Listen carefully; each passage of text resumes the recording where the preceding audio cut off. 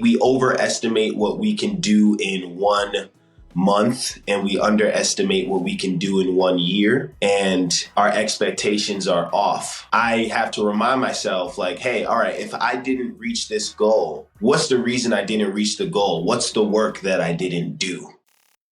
Hello team and welcome back to Alt Marketing School. It's Fab here and I'm very excited to be back today with a super fun interview. There's going to be a lot of dancing, so if you are watching the YouTube version, you are welcome.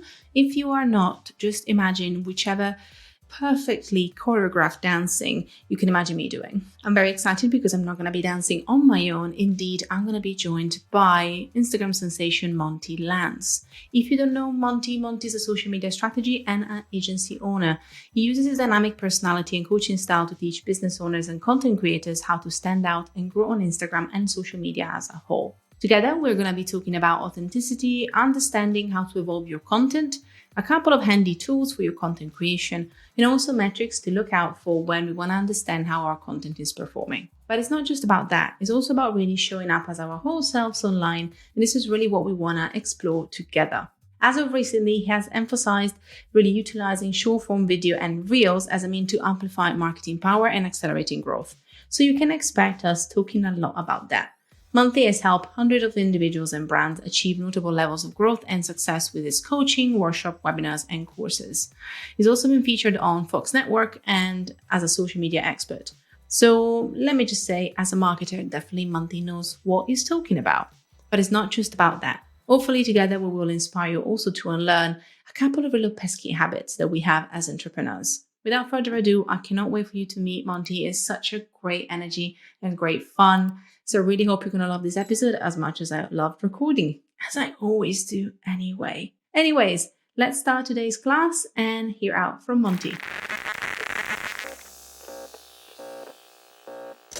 This is the vibe we're bringing today, everybody. So welcome. We're bringing a judgment-free, chilled, relaxed palm trees zone. That's what I'm going to call it. Like, you know, kind of. Can you see palms from where you're at right now? Probably not in this second, but have you got that kind of nice vibe? But I know they're out there. That is what matters. Monty, thank you so much for being here with us today. I am really, really excited. I have a question to break the ice, so to speak, which again sounds appropriate, being nice and sunny where you are. Monty, I want to know from you. I know what you do now, and probably a lot of listeners, they might be like, oh yeah, I know Monty. But we don't know what Monty used to do. Way back when, a long, long time ago. Can you remember, Monty, what is the first job you ever had?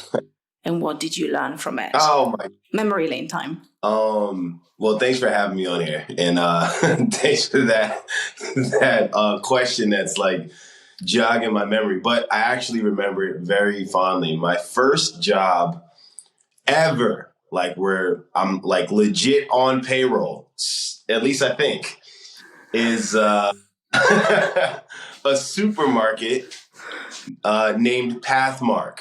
It was a supermarket named Pathmark. I believe I was about 15 years old. I just got my worker's permit. And, Pathmark was the only place that was hiring 15-year-olds. So I was a cashier. And it was a terrible experience for me. I was miserable. I didn't realize how disrespectful people could be when checking out their products at a supermarket. I mean, just no enthusiasm for life. And I was 15, there was a lot of pressure to memorize the codes of produce and vegetables, fruits and stuff. And it took me a while to get it. And, management was down my throat, but I didn't have the greatest experience. That's when I realized that working a job probably isn't going to be a thing for me for a long time. I realized that at an early age. And I think it lasted about 3 weeks. It lasted 3 weeks. And I was getting paid about like $4 an hour once I did the calculation. Oh, wow. Yeah, wow. So I don't know about child labor laws. I don't know if they were following them. I don't know what the deal. I guess as a 15-year-old, my minimum wage was different from everybody else's. But the math was not mathing, if I can say it like that. Okay, I love that. And you know what? I think the experiences that we really dread sometimes can teach us so much. And it's one of those things, if anything, I think it really teaches you also to understand kind of customer service and what it looks like, and the fact that sometimes you cannot control how people feel, and you kind of have to decide how you're going to react to that. Are you going to throw the tomato in front of the lady because the lady was rude at you, or you're just going to keep on smiling and be like, be on your merry way, have a nice day. I think having that experience on people and realizing that you will have to deal with people sometimes that you don't want to deal with or don't know how to deal with. I can see a bit of a parallel, with being so much online and having such a big audience and talking to people all the time, like kind of protecting your energy a bit. Does it make sense? Absolutely. Yeah. I mean, the good thing is, the space that I'm in now, I'm in a space where I can protect my energy unapologetically. In a work environment, like a 9-to-5 environment, there's only so much boundaries that you can set for yourself. And that's not to throw shame on working a 9-to-5 or anybody who works a 9-to-5. It's just a reality that, when you're working in a typical workspace, a regular job, there's only so many boundaries that you can set. Right. And especially when you're in a space of customer service, you have to yield to the customer. Right. The customer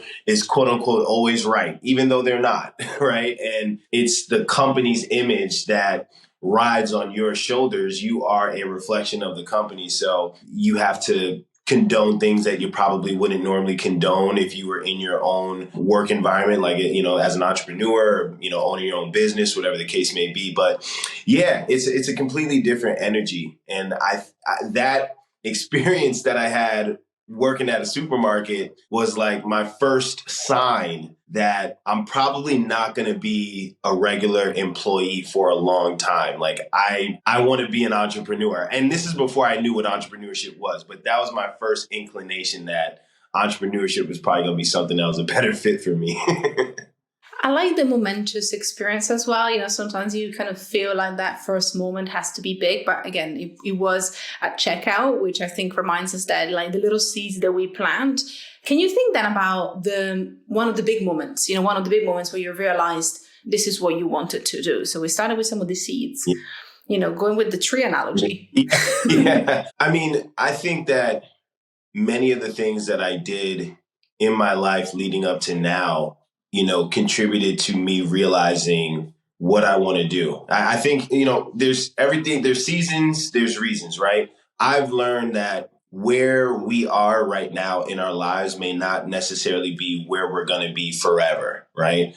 There was a time where I thought, okay, I'm going to be a star professional athlete. And I felt genuinely in my heart and in my spirit, that's what I'm going to be doing for the rest of my life. And then that changed. Then I thought, I'm going to be an A-list actor, comedian. I'm going to be one of the best stand-up comedians in the world. I genuinely felt that at one point, but that wasn't it.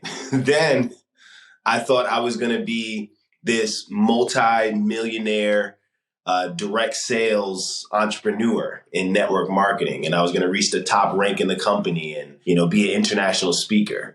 And that didn't happen, right? However, the lessons I learned from each of those stages in my life have contributed to who I am now and what I'm doing now, right? My sense of humor from stand-up comedy, I inject it into my personal brand now.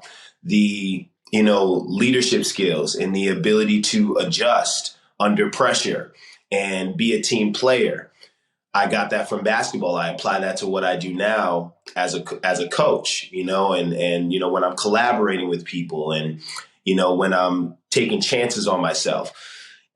When I was in that direct sales company, I learned personal development. I learned communication skills, and I apply that every single day in what I do now. So, I've had many moments where I thought this is the thing, the aha moment. But none of those moments were the actual thing. They were contributing factors to where I'm at now. And where I'm at now is probably a contributing factor to where I'll be 5 to 10 years from now. I absolutely love that. Okay, if anybody's watching the video, I'm doing a dance. If any listener is listening, you can imagine a fab dance because these are usually that. I just love that because it's a happy dance. Because every single time we talk about some of the journey and then we remind ourselves, and you share so kindly with us as well, that the journey is made of these steps that allow us then to evolve. I think it reminds us of the lack of, sometimes we don't see the whole different steps of the journey. We don't see what other people have gone through. And so we keep thinking that's what they were always meant to be.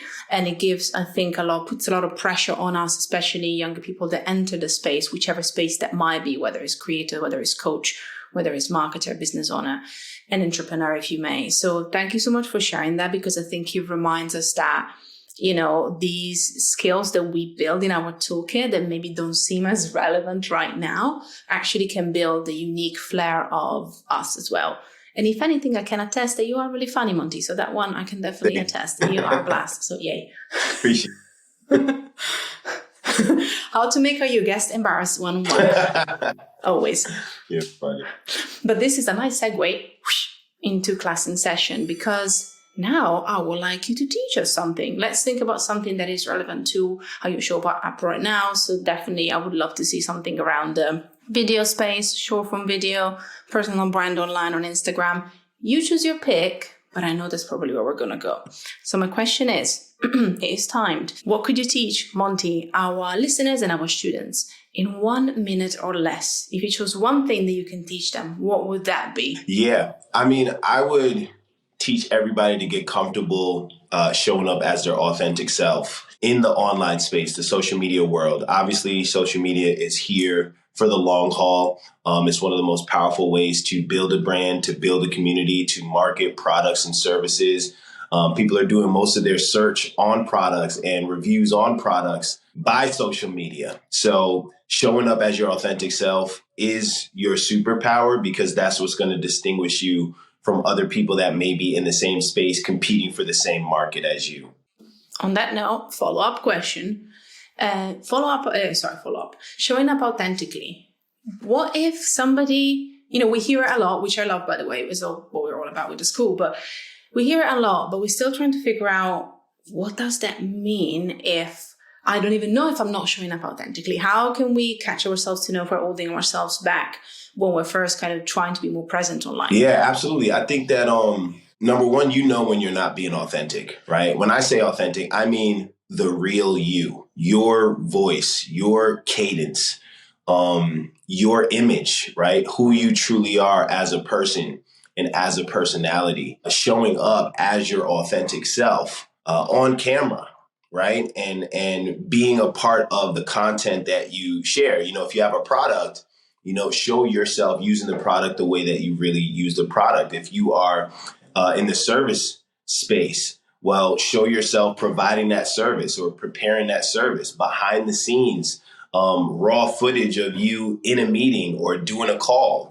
just picking a specific segment that is meaningful that you can build a story on or, share some type of value in regards to. When you're being authentic or when you're not. When you're faking it and when you're not faking it. So the authenticity part is something that we are already naturally aware of, and there's other ways of, authenticity, right? Like, for example, showing behind the scenes, like showing your place of work, showing the process of you making something, doing something, building something, showing the way that you genuinely interact with other people within your workspace or within your niche. You know what I mean? All of that is a part of authenticity. Things that you're really doing, things that you're really saying, things that you're really creating, the real process behind what you do. That's all authenticity, right? So you don't have to fake anything that you are doing for the appeal of your community, right? And if you start your brand off not being authentic, it's going to take way more energy to sustain that image than it would if you were just being authentic and showing the authentic part of who you are and what your brand is about. You know what? I really love what you mentioned about the whole B-roll as well. So if you've been online, you've seen a lot of people talking about B-roll, and obviously it's behind the scenes. And that I love that practical element as well, because I genuinely believe that getting comfortable with your own voice comes from even the different iteration of ourselves that we are. We kind of get familiar with how we speak, how we want to speak, how we want to act, how we want to move. Again, the Italian in me always has our hands kind of flying somewhere, and that's fine. That's who I am. And I love the fact that then we also have that reminder that this is why a lot of people resonate with that behind the scenes content, with even things that you will be, it's very mundane, just kind of showing how you are preparing your content calendar for the week. But this is what you offer, or this is what you do.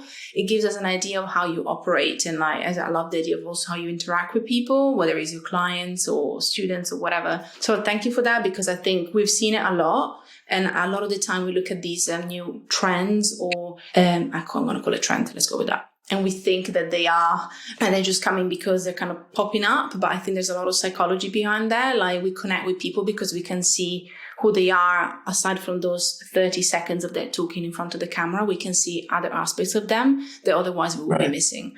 So thank you for that, because it's a great reminder for people maybe that are struggling to still find themselves within that, you know? Absolutely. Yeah. Authenticity is major. Now I'm going to look at something that you learned from somebody else. Is that like recently a tactic? It can be a framework. It can be a strategy that stood out to you that you learned somewhere else or from someone else. Is that one thing that really kind of stuck into your head and you're like, I really like this. You tried it and it really worked. Yeah, I think, now there's a lot of, some people call it talking head videos. Some people call it, face to camera videos, but basically where you're just sitting in a still position and you're just talking directly to the camera, whether you're sharing value, telling a story, whatever it may be. And, you have the colorful captions popping up and you got the sound effects and all this jazz happening on screen. It's super engaging. I'm a big fan of authenticity. I'm a big fan of like raw videos, no edit, no crazy editing, a whole bunch of sound effects, special effects and all that stuff. But I do understand that, the world of content consumption, the content consumer behavior evolves. And as that evolves and attention span changes, we as creators, if you are a creator, you have to find new ways to grab and sustain attention, right? Attention is the number one commodity in the space that I'm in of social media. All these social media platforms are competing for it. You need attention before you can make money. So attention in the world of social media is the number one currency, right? And our attention span is evolving as people, as human beings. Our attention span is less than that of a goldfish. Scientifically proven that our attention span is 8 seconds and a goldfish's attention span is 9 seconds. So what does that tell you? You have to get very crafty at grabbing people's attention. But at the same time, you have to make it as practical to what your ability is and what your resources are as possible. And the average person doesn't have an entire production studio with green screen and, all kinds of expensive, fancy equipment. The average person, all they can really do is sit in one spot and talk directly to the camera. And that's what's practical for them. That's something that they can repeat. So, but that's also not enough for the average content consumer to stay engaged from the beginning of the video to the end. So what do? You have to add these captions that, basically subtitle what's being said and add the colors to the text. And then maybe add some sound effects like the whoosh and the bubbles popping, all that type of stuff to appeal to our senses in a much more heightened way. And, I learned scientifically, if you have something changing on screen or you have some type of sound effect every 2 to 3 seconds, it increases the potential of your listener, your viewer, watching your video until the end. So and some people call it like Alex Hormozy. I guess he's the one that kind of coined this style of editing. And I saw that. I started noticing more people doing it. And I realized as a content consumer myself that this style of video actually keeps me engaged in the video. And I was like, well, this has to be something that works. So I started implementing that into some of my content. And I feel that it's had a really good impact. It's gotten good results, good response, and it's definitely been helping me keep my audience engaged in a new way than what I'm used to. Really like that, and I'm a big fan of the editing style and what you're talking about, because again, for me, also fellow goldfish, or less than apparently, I definitely can see how it kind of really, attracts me too. And also love that you mentioned, like that retention for especially video content at this point, what we're talking about, and the importance of that. So I wanted to ask you, for you, whether it's for you when you work with clients or just for you for your own content, what would be the 2 to 3 metrics of engagement that at this point right now you really look at to know how your content is performing? If you were to pick like 2 or 3 that you kind of really like to get back to when you're looking at how your content has been doing, what would they be? Yeah, I think overall there's a purpose for every individual metric, and there's certain ways to design your content to foster more of one metric versus another. But if I were to pick a few that I would say are most important, I would say shares, number 1, saves, number 2, and comments, number 3, right? So shares lets me know that people not only found the value from my content helpful for them, but they also find it helpful for other people in their community. And by default, my impact and the awareness of my brand and myself is multiplied and amplified every time one person hits the share button. So, for example, and I was talking to a client about this just yesterday. They had they implemented one of the strategies I gave them, and they got 78 people to share their content. And the most they've ever gotten before that was maybe like 20 shares. And, I was helping him understand how big of a deal that was, because if the average person has 1,000 followers and 78 people shared his video, that's potentially 78,000 more people that he is getting introduced to, right? So that's a big deal. So every time somebody shares my content, I look at it like, wow, I just got introduced to 1,000 more people that probably weren't already in my community. So it's an opportunity for me to make an impression on more new people, bring more people into my community, and that's good for my business. You know what I mean? And that's good for my brand overall. So shares is probably the number 1 thing. Saves is important as well, because it just means that people are finding the information that I'm sharing valuable to them, right? And that as a content creator and as somebody who's studying their strategy and evolving their strategy through content, it's a great indication that particular style of content is something that I might want to continue, that I might want to replicate and expand on. And comments is always great because, it's social media. And we're in a world where people are so focused on the media part, the videos, what content do I create? What pictures do I post? What carousels do I make? That they end up forgetting the social part that drives the media performance, right? Engaging with other people, communicating with other people, building rapport with other people. So when I get comments on my post, I see it as an opportunity to continue to nurture my audience, strengthen my relationship with my community, but also, satisfy the algorithm and show the algorithm that I am being an active participant on the platform, and I'm, doing my best to get in good graces so that the algorithm can push my content, my media out to more people for a better performance whenever I do post. So, shares, saves, and comments are, the biggest things for me. Another dance. Sorry, Monty, today's dance day. Social media should be more social. Monty said it. I didn't. I just repeated it. So yay. Love talking about relationship building. So again, the dear loyal listeners are going to be like, yeah, Fab is going to go off one. But I genuinely believe that this is where we learn so much more. And you already give us an idea of what can we learn from more passive interactions, if you want to put it that way, less vocal, I guess. But when you actually get people to write and obviously write something meaningful and share their experience or their problems, we just learn so much more about the people that we want to support, and the people that are our super fans, if you want to call them that way, the people that we really can, listen to and curate more content for so that they see that we're listening. So thank you for sharing that, because it's what we're all about, and it makes me dance, which is a delight for everybody. So I love it. If you're not dancing, you didn't do a good job. Thank you. See, again, he said it, I didn't.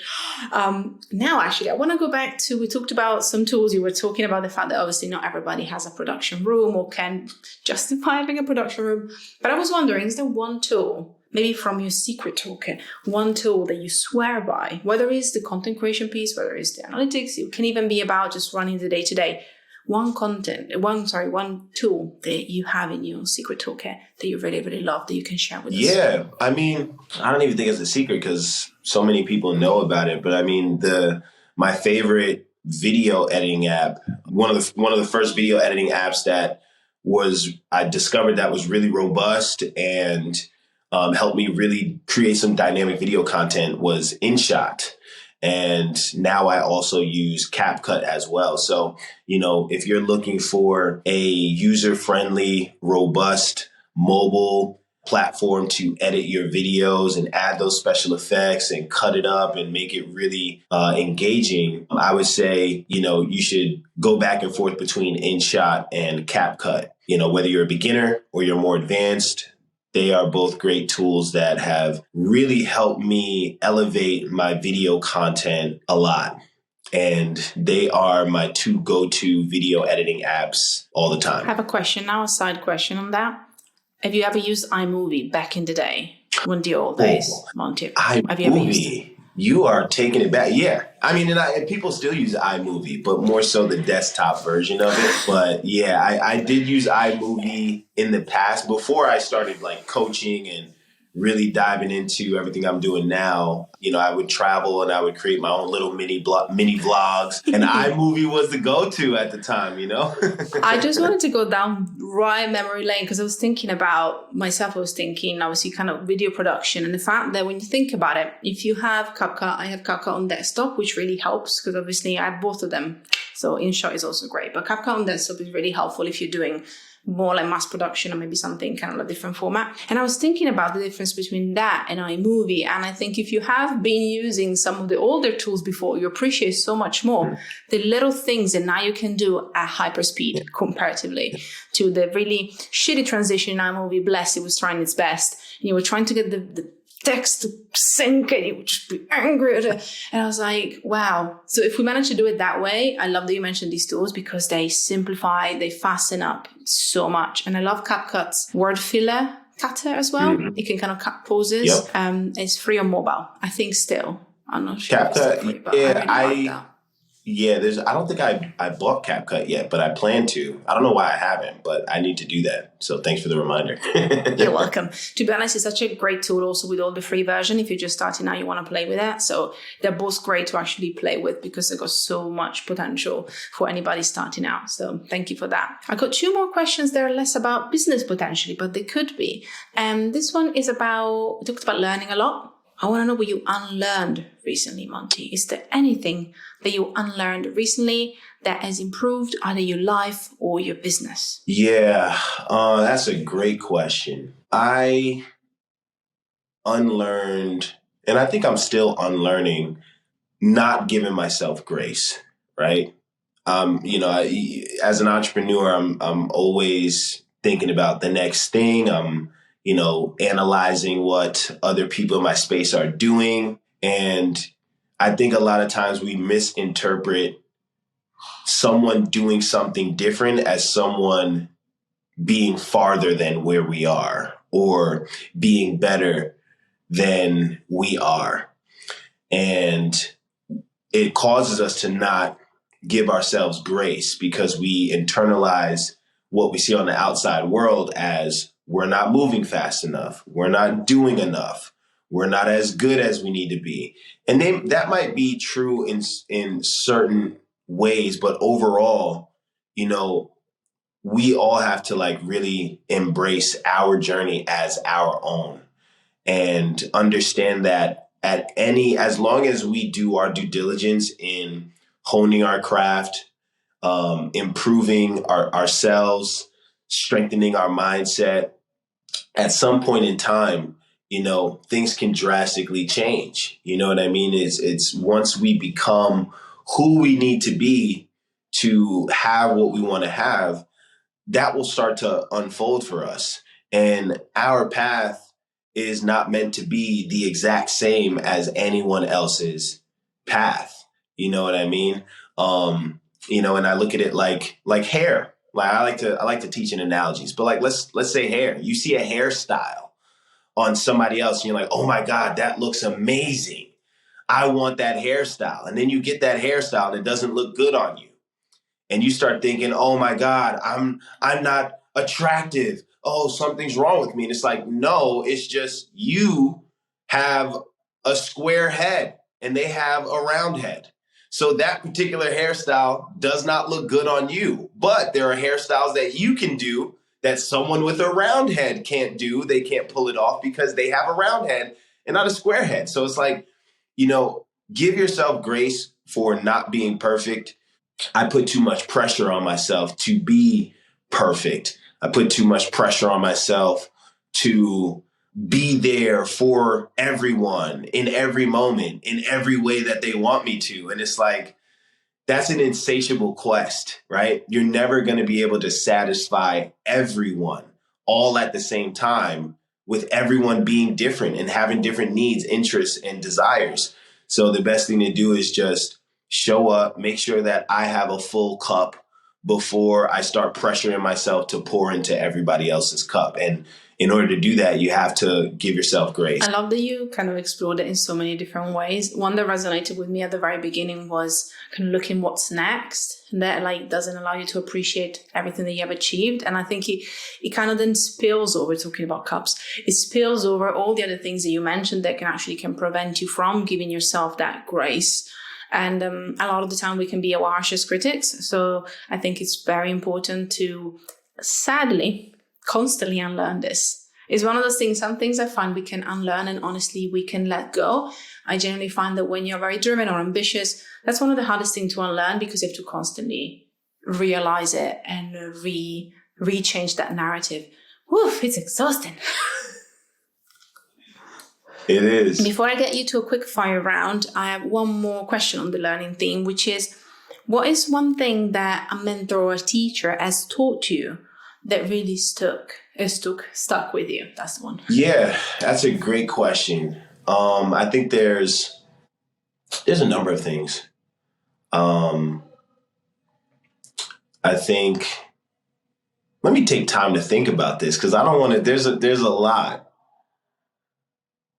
I would say the one thing that's standing out to me right now is you can't complain about results you didn't get for work that you didn't do, right? And that goes to everything, right? Your finances, your relationships, your health, your spirituality.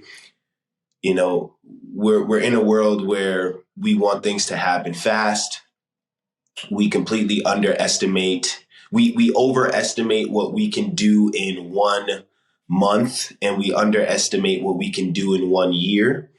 And our expectations are off, and I have to remind myself, like, hey, all right, if I didn't reach this goal, what's the reason I didn't reach the goal? What's the work that I didn't do, right? If something is off with my relationship, what is it that I didn't do to communicate? What is it that I didn't do that would have put this relationship in a better position? My health. Well, if I'm not feeling my best, if I feel sluggish and I feel tired all the time, if I feel like I've gained a little bit of weight, well, what didn't I do? Right? That got me here. What did I not say no to? What did I overindulge with? Right?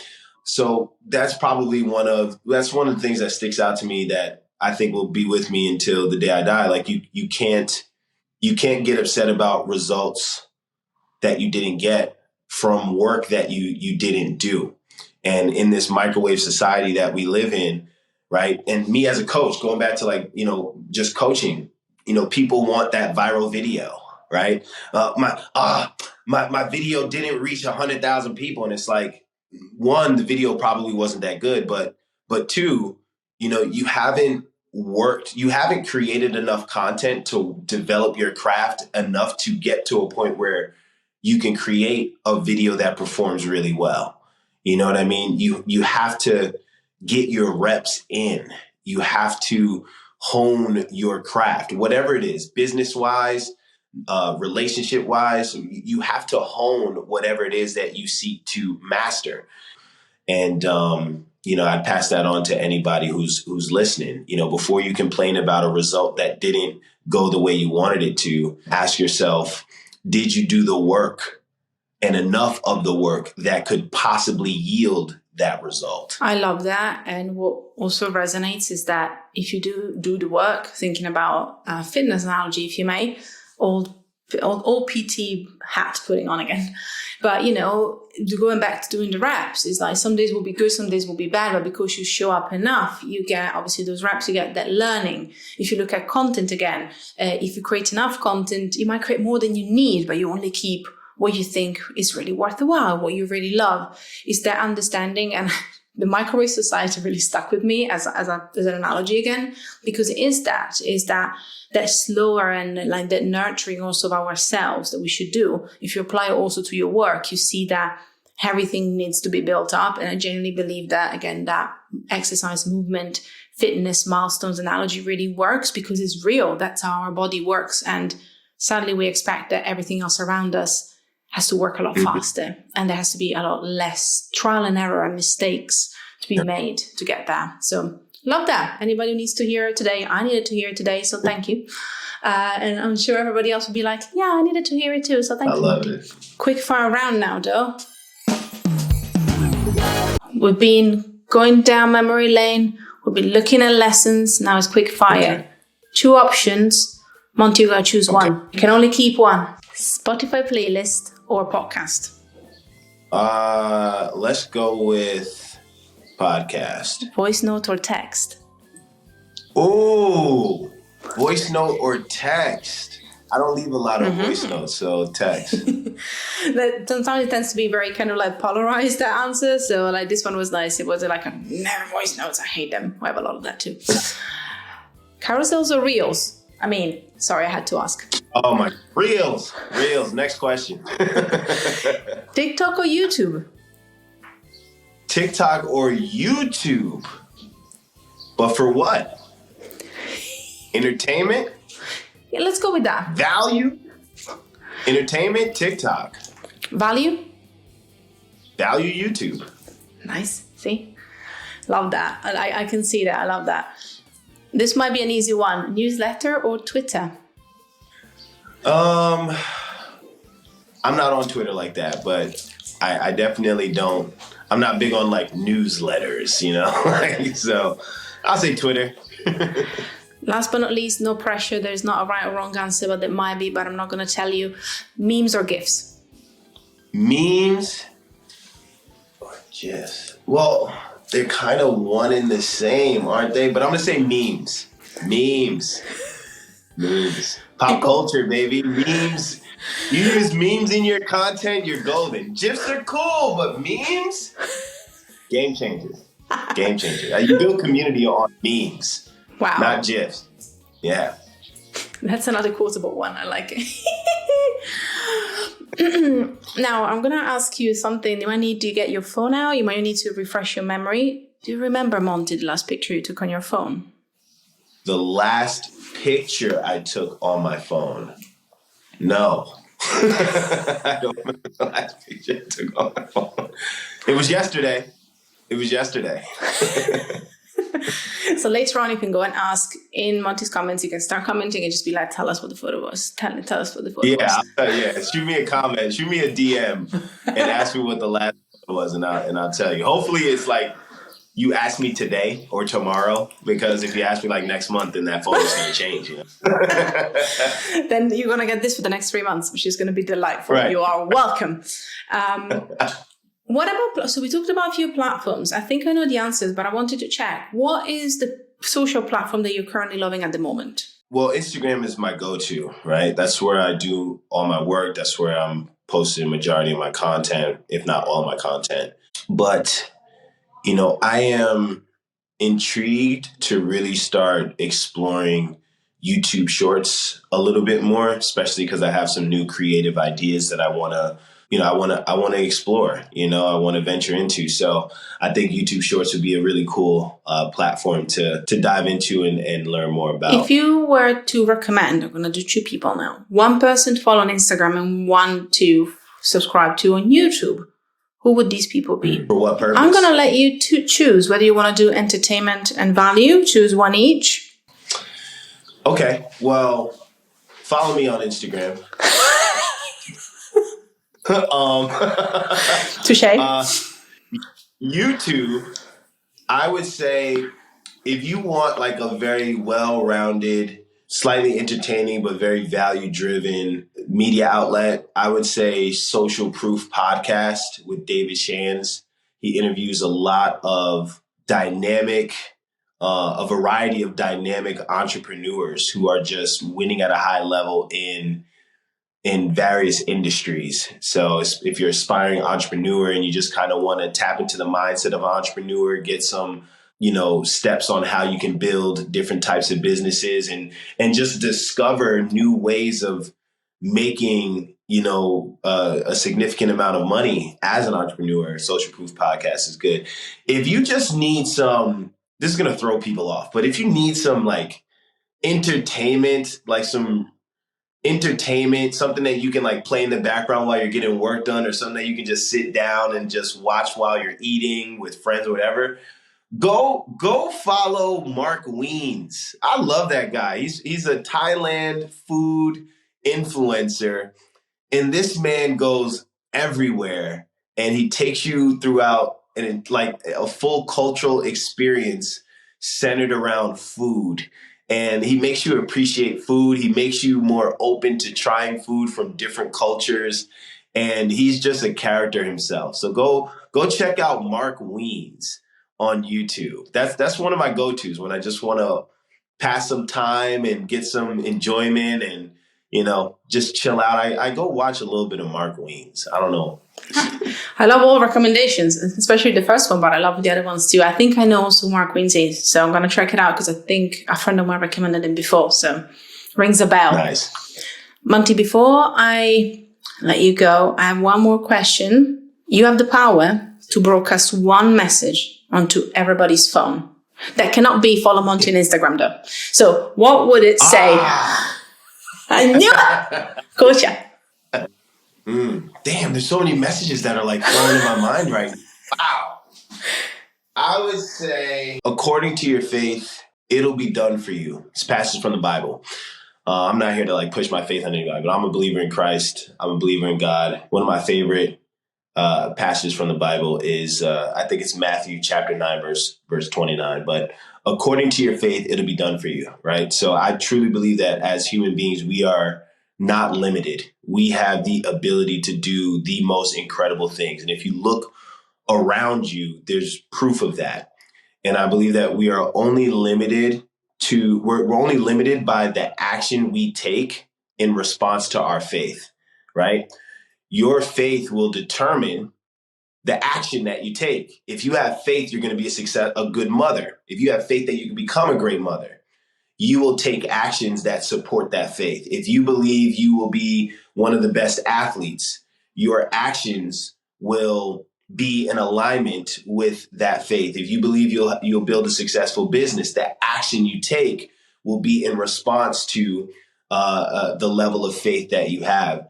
And I believe that according to your faith, whatever you have faith in and are willing to put the work behind, it can become a reality for you. So according to your faith, it'll be done for you. Thank you. That's a wonderful way to end. Thank you so much. Before I let you go, I would like you to tell us where people can find out more about you. So I'm not going to forget about that. But yes, thank you so much for taking the time. Thank you so much for surviving my grueling, my dancing. I lost a couple of words today along the way. My brain has been a bit like that. So thank you so much for being such a pleasure to be around today. So thanks. Thanks for having me. This was fun. I'm dancing now. I'm dancing. This is the vibe you wanted in a podcast, everybody. So tell us where people can find out more about you. I'll keep on dancing for that. Well, you can definitely find me on Instagram. at Monty Lance, MONTYLANS. If you're looking to grow a brand or, develop your content strategy, your skills, reach out to me. I'd love to help you out and give you some ideas and some guidance so that you can really let your presence be known and make the impact that you want to make, leveraging a platform like Instagram to do so. Thank you so much again. And thank you, everybody, dear listener, for catching up and being with us today. As always, we'll be back next time with more ways to market to hearts. But in the meantime, class dismissed.